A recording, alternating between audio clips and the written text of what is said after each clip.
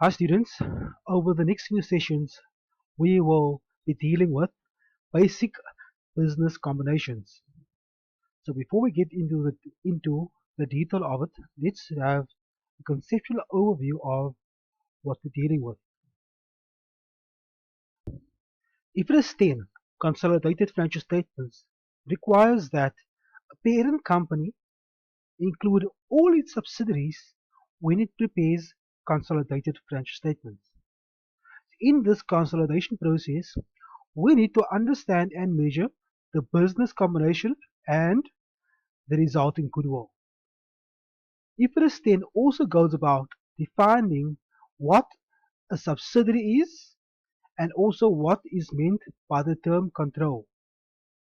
So when control exists, a parent-subsidiary relationship exists, which means that the parent must include that subsidiary as part of its consolidated financial statements, which again leads us to the process of consolidation, the measurement of the business combination, and the resulting goodwill.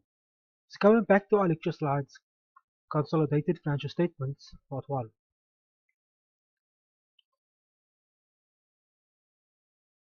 Our learning objectives are to understand the background to IFRS 10, understand the requirements for consolidation, and understand the term control.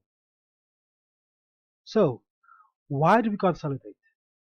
We consolidate because we have to show the substance of our investment.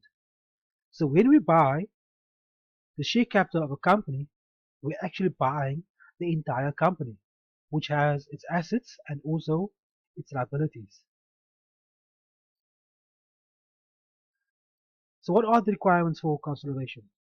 A parent should always consolidate its subsidiaries, with the following exceptions. However, these will not be dealt with at this level. So understanding control. So for us at this point in time, we are not going to worry with understanding when control exists. At this point in time, we just need to understand that when control does exist, we have to consolidate that subsidiary into the parent's financial statements. So these are all the requirements that have to be met for control to exist. But as mentioned before, we won't be interested in understanding what constitutes control.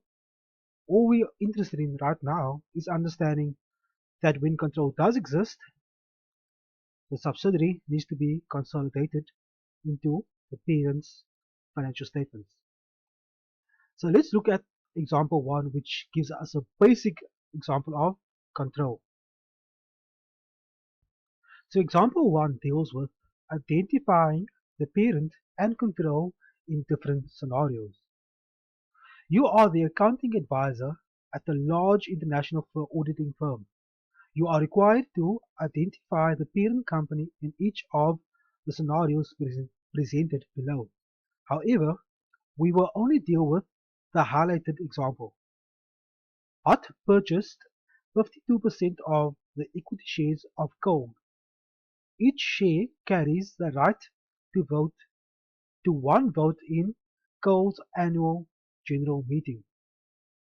So breaking this down, we understand that Hot controls more than 51% of the shareholders' rights in Gold Ltd, which constitutes control.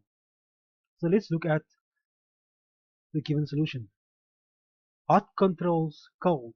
Hot owns the majority of the equity shares in Gold, and this translates into owning the majority of the voting rights in Gold, as we have indicated already. Hot can therefore direct the relevant activities of Gold and be entitled to returns risks based on the performance of Gold Ltd.